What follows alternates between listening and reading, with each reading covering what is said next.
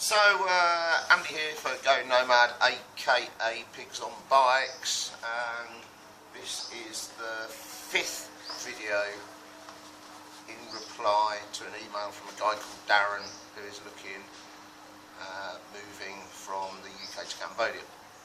So,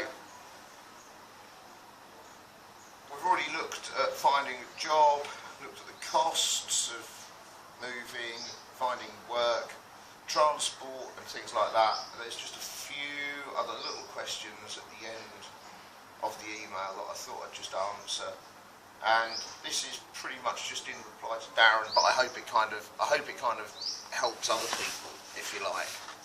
So, do we pay a little bit more out here for food than the locals? Yeah, basically, yeah, we do. Is it a lot more? Not really, I don't think so. Some people moan about it, some people complain about it, and so, for example, a good example, if you go to the main market, if you go to Salu market, I like buying baguettes there. Okay, they're cheap and they're nice and they're fresh. So when I first went there, bought 5 baguettes.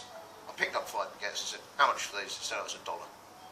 Okay, put them in a bag. Went back to where I was working, because I was on lunch, went back to where I was working, and one of the local girls said, "Oh, you bought some baguettes, how much did you pay for those?" And I said, "Oh, I paid $1. She said, she goes, "Oh, I could have got those for 75 cents. And I was like, "Yeah, okay, fair enough, you probably could."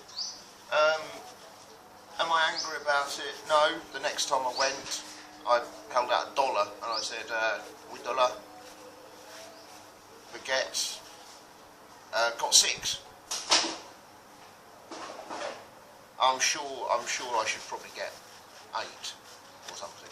But at the end of the day, the average wage for a Khmer is about, particularly in the service industry, in the hotel trade and things like that, is somewhere between $100 $200 a month. And the average barang wage, average foreigner's wage, is at least $500 a month. So you can't have it both ways, can you? You can't have it where you're paid 4 times, sometimes 4 or 5 times what the locals are being paid, certainly twice as much, at least twice as much, 4 or 5 times what the locals are paid, and then complain because then you go to the market and you pay an extra 25 cents for some baguettes. So, neither side of it are fair, is it? Neither side of it is fair. You know, why should we get more money than Khmer for doing the same job? Discrimination, isn't it? And similarly, you know, it works backwards when we go and buy something and it costs us more. Okay, fine. You know, it's just part of life. If you don't like that kind of thing, don't move to Cambodia, because you aren't going to change it. It's just part of the way things are. It's what it is.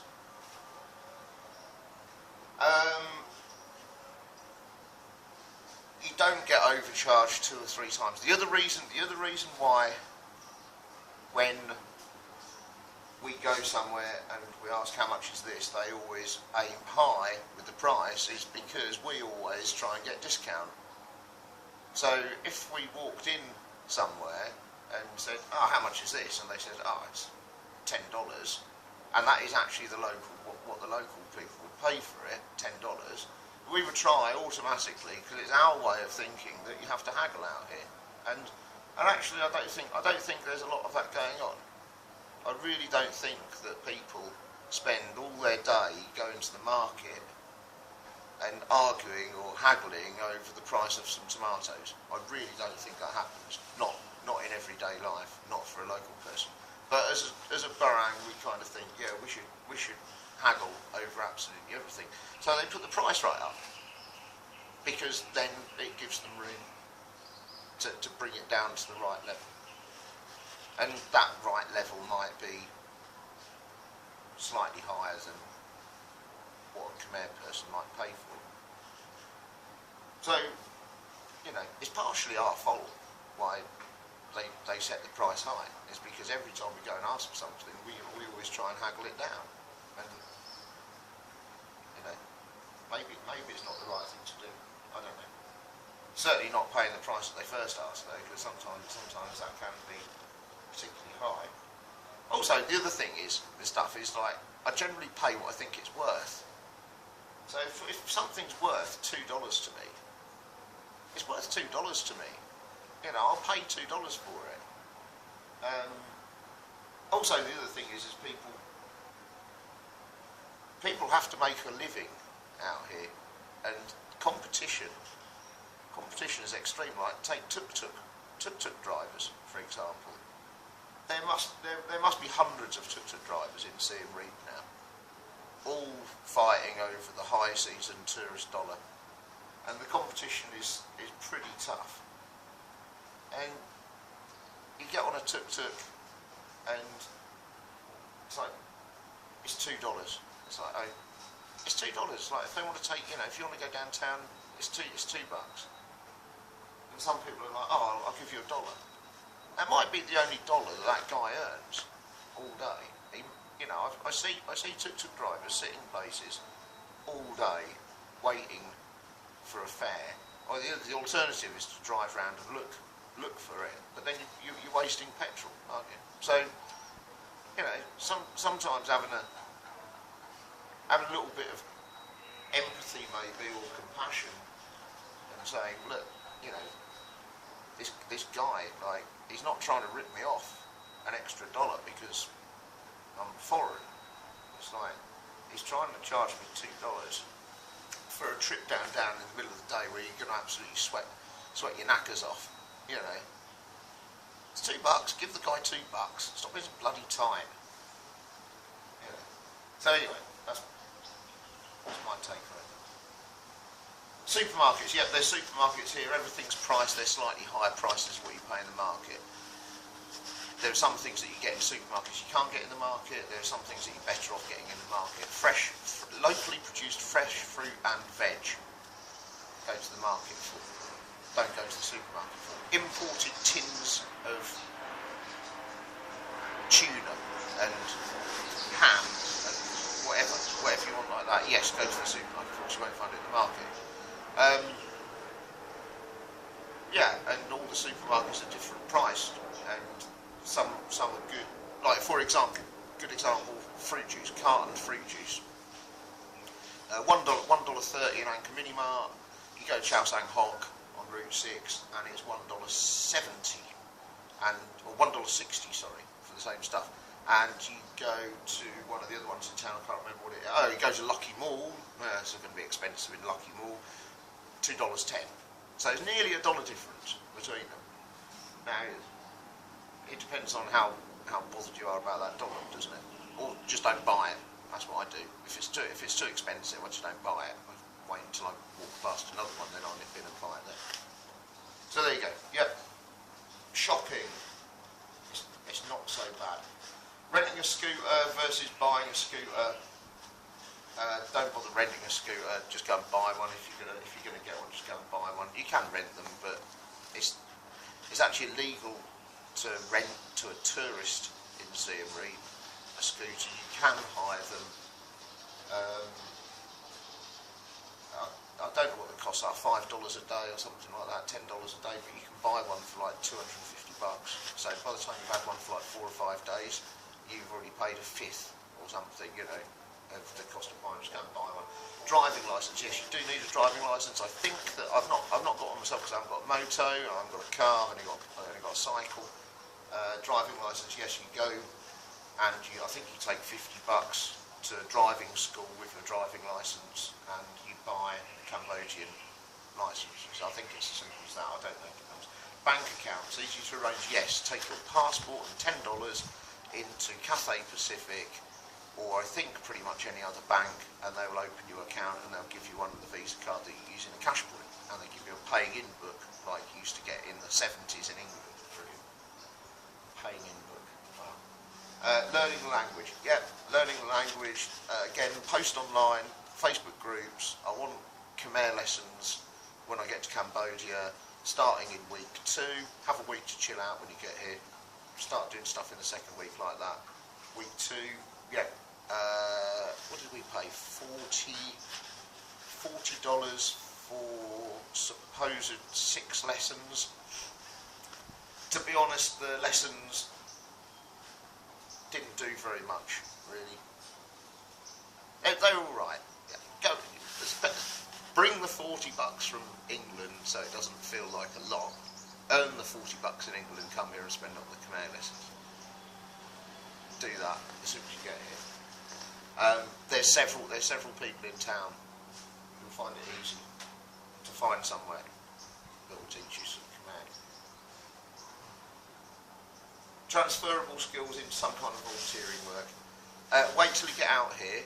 There's lots and lots and lots and lots and lots and lots and lots and lots and lots of NGOs out here. Trying to arrange something to volunteer in England is slightly more difficult than waiting until you get here. I've done some voluntary work for Plastic Free Cambodia, admittedly not very much, because I got tied up with the English teaching. It's something that once I've found some free time again in my weekly schedule, then I hope to do some more of it. Tanya is looking for volunteer work as well, and she's had lots of offers. It's easier to sort out when you're here, when you can walk in places and go and see them, where you can meet people in the street, and also going to events like local pub quiz night and things like that for charity, going to other charity events and NGO events. You'll meet people, loads of people who you can talk to about doing voluntary work. And again, there's projects for whatever you want. So there's projects ranging from feeding wild dogs to protecting temple cats to drilling water wells to encouraging eco-friendly behaviour, to young people, to working with poor, all sorts, absolutely all sorts of stuff. And why did we choose Siem Reap? We chose Siem Reap because I've come here about 8 times, and about 5 times over 8 years, sorry, and it's something that Tanya and I want to do. We want to try and do a year in it, at least a year in each place that we go to. So I want to live somewhere as opposed to travel somewhere. So I think if you live somewhere, you become more familiar, you learn more about the place than if you just backpack through hostels and things like that. And also I'm too old for that now, I'm 44, I'm not 24 anymore. So yeah, living somewhere and actually going to work and buying stuff at the market and getting around and going on holiday whilst you're actually, you know, in a different country and stuff like that's quite fun. Siem Reap to start with, yeah, because it was easy, because we knew people here already and we already knew what we were walking into a little bit, and it was an easy choice to start it. Our next move might be sometime in the future to Central America, in which case it's or South America, somewhere that Tanya's been and got some experience of. And then the next place after that might be Nepal, where I've already spent some time in Nepal myself anyway, so I wouldn't mind going back there for some time. So yeah, Siem Reap first because it was one that we had most experience about.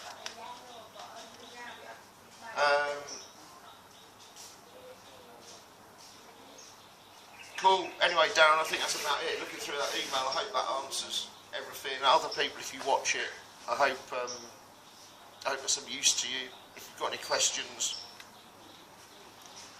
drop me an email, gonomad123@gmail.com, and subscribe, like, share, all of that stuff below. Take care, we'll see you soon. Bye.